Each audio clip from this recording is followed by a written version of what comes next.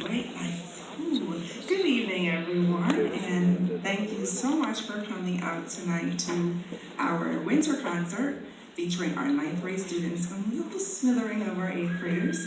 It has been so wonderful having this journey, being able to serve in this community and this school. And now I've had an opportunity to hear the musical bands and singers and players, and it's been awesome. So I ask you to sit back, relax, and I'm sure you've been here hearing some of it, but now you get to see it all come together, and it's going to be wonderful. Enjoy.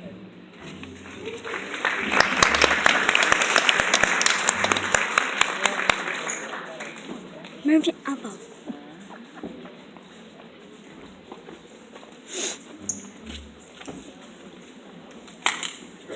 Where's Grandpa? I don't know where Grandpa is. Great. Oh, I'll record this for. Can you move your elbow? no.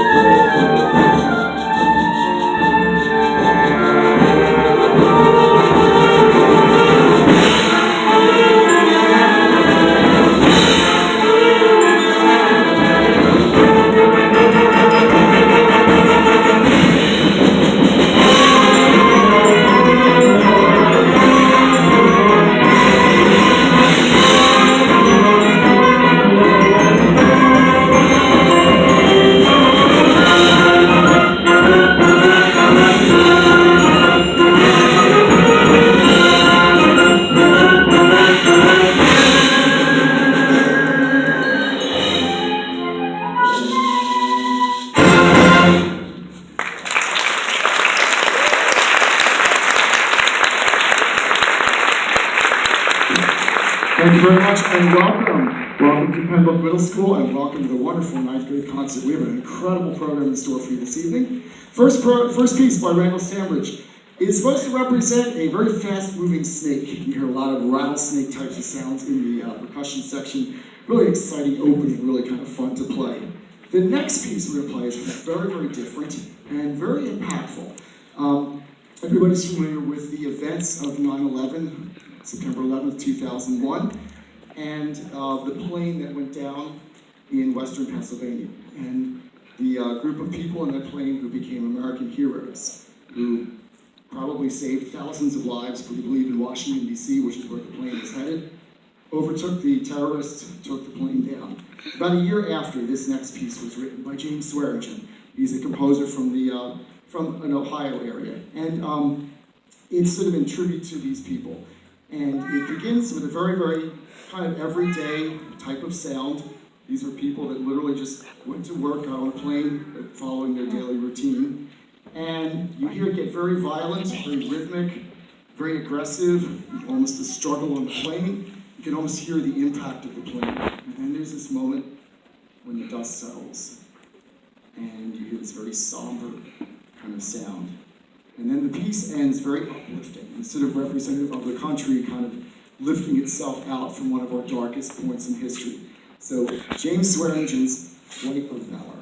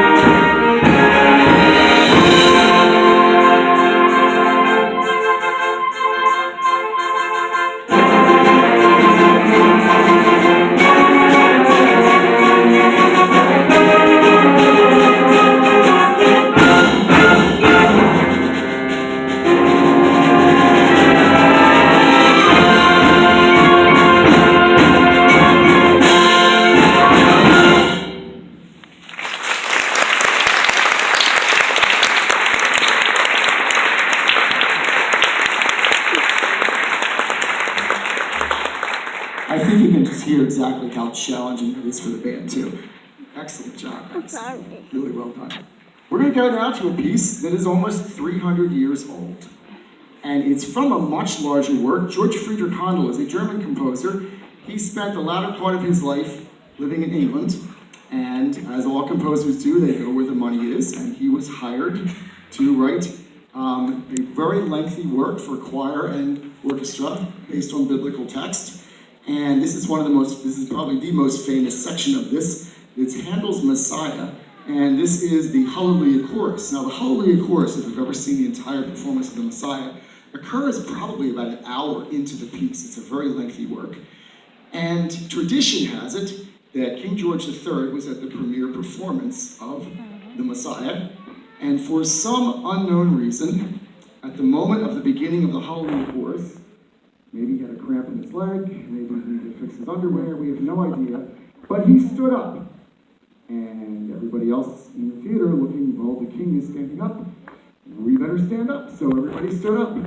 And tradition continues now, even to this day. This piece is performed thousands of times a year, all over the world. I played it 3 times last weekend, in fact. Tradition is that you still stand on the opening moments of the Hallelujah Chorus from George Friedrich Handel's The Messiah.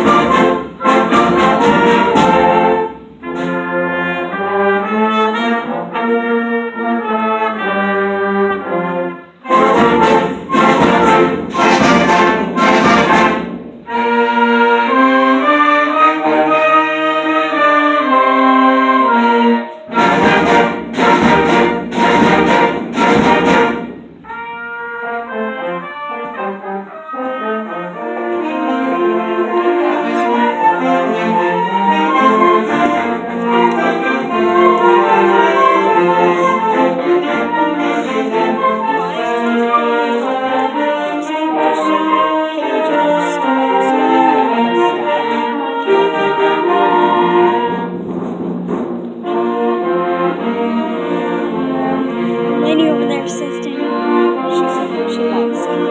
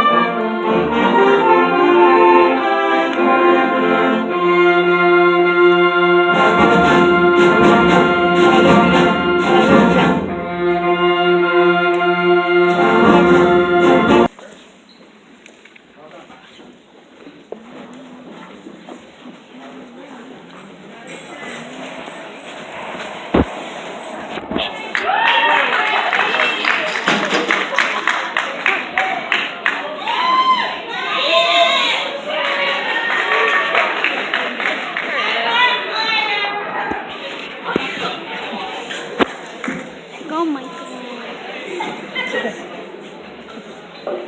Oh, this is perfect.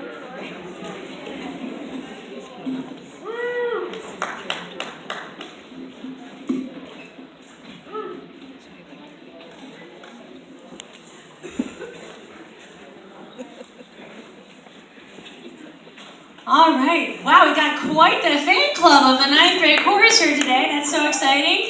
You should be applying for us, and we should have a fan club because we have lots of likes and posts from our Phillies game debut when we sang the national anthem down there on August 28th. Not only did we sing, but they won, so that was exciting. I know.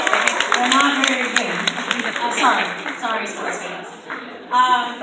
I'm Mrs. Kate Campbell, and I have the pleasure of working with the ninth graders and being with them for 3 years. Can't believe already that time has passed. I'm sure you can't believe or half are ready for the high school as well. So we decided to do something a little different with our programming today.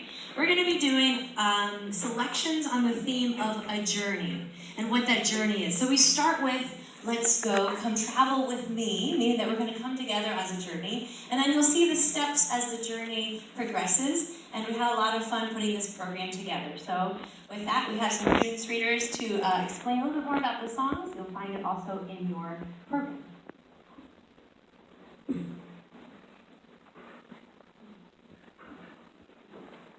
Hello, my name is Harsh Desai, and I sing tenor. Our first song is Come Travel With Me by Scott Farthing, and with text inspired by Walt Whitman. 2019 celebrates the 200th birthday of Walt Whitman, whose Song of the Open Road inspired Scott Farthing with this song. The poem was one of the 20 new poems in the 1856 edition of Leaves of Grass. It celebrates a communion and a democracy based on place. From Cry of Alon's Let's Go, that opens many of the stanzas, to the list of and repeated phrases, this poem truly does have the character of a song, music and rhythmic. Using the westward expansion as inspiration in this piece allowed for Whitman's audience to better understand and relate to this poem. Whitman also incorporates some religious context, like the belief that a spiritual component existed within every living and material being. He also believed that every part of the body held a particular communication with the divine.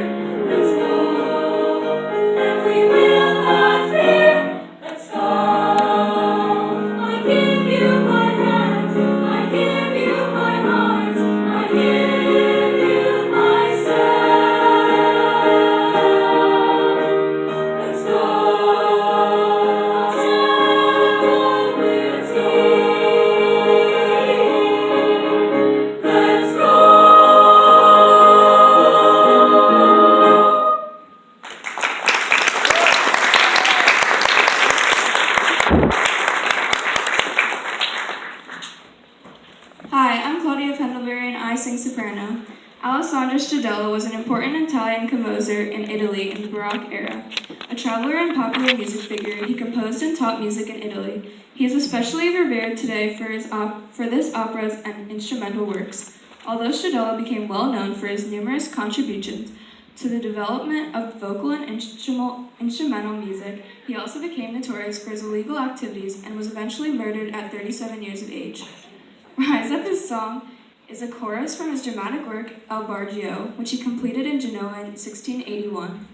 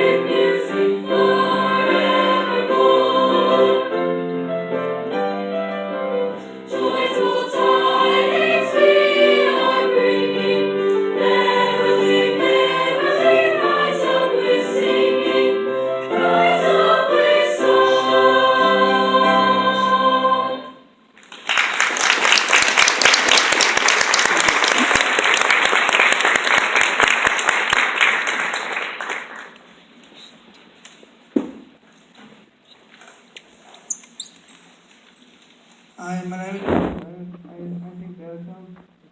In 2019 is also the 80th anniversary of Whistle Walls. And Over the Rainbow won the Academy Award for the best original song. It became Judy's Sweet Rolling song by 5 minutes into the film. Dorothy sings the song at the song together and after Henry and the fond hands to listen to the story of the pleasant incident involving her dog Toto. And the town Spencer is going to my good and tells her to find herself a place where he won't get into any trouble. This prompted her to walk off by herself with music with Toto. Some place where there isn't any trouble. Do you suppose there's such a place? There must be not a place where you can get by a boat or a train. It's far away, far away, behind the rain. At which point she begins singing.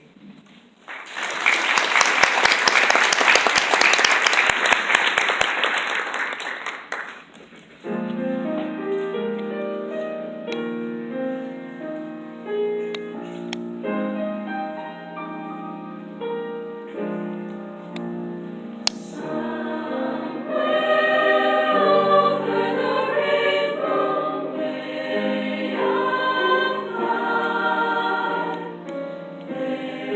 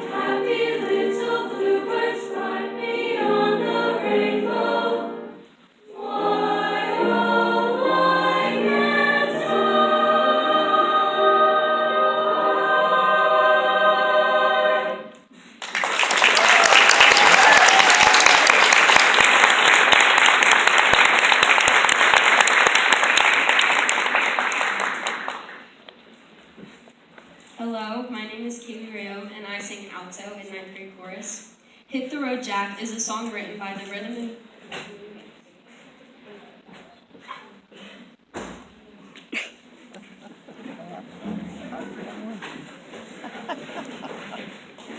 Scheduling change. Okay.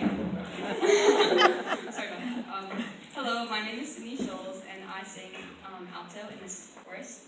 In an interview with the Daily Star, Avicii, who had previously labeled the 2013 hit Wake Me Up as a fun experiment, during an exclusive chat with MTV UK said, I have a demo with Matt Davis singing, the guy who wrote some songs that were covered by Elvis Presley, but I needed another singer to do the parts. At the same time, I was tipped off about doing another track with Aloe Black, and I started working on the track.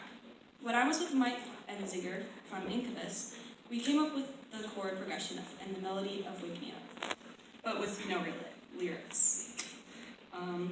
None of us could sing, and we really needed to get the demo down, and the person I knew that lived in LA was Aloe. So I called him, and he was free, and lyrics come really easily to him, so he wrote them in a couple of hours, and we finished the track.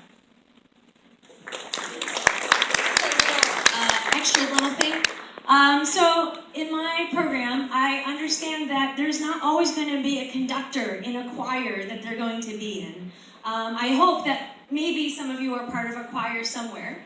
But really, music needs to be something that we can continue to do without a choir director, without somebody telling us the pitches. So what we had here is the students arranged the song themselves. They got together and they tried to figure it out, and actually they learned it's quite a hard process to figure out parts and figure out how to put everything together, but through it they did a lot of work that hopefully then will translate to lifelong music learning, and that we hope that they continue to be singing and being that cool kid in college, you know, maybe from the time they're like, let's all sing this song together.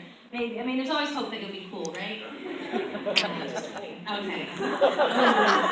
okay, we love them very much. All right, with that, Avicii, I do want to highlight some students here. Emily Shin is on guitar, Audrey Keller's on cajon, Emma Crumpton is on ukulele, and I think that's it. Oh, Claudia, that's right, she's hiding. Claudia Pendlebury is on piano.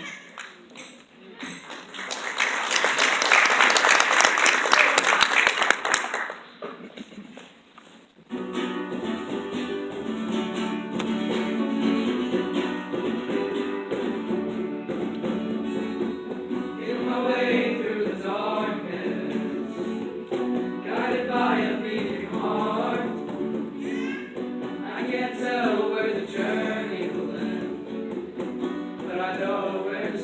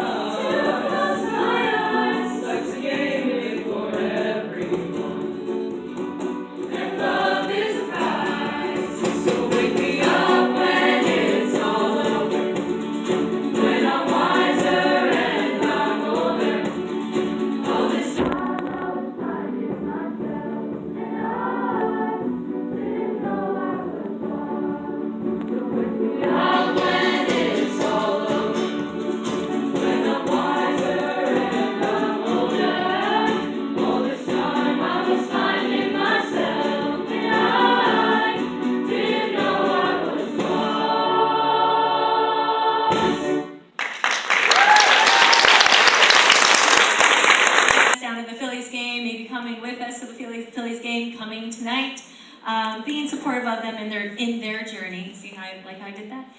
In their journey through music education through the years. We really do appreciate that, and I also appreciate Mrs. Karen Fallows, who's been my right-hand woman and my, left hand too, with 2 hands for the piano. So thank you so much, I do appreciate that as well.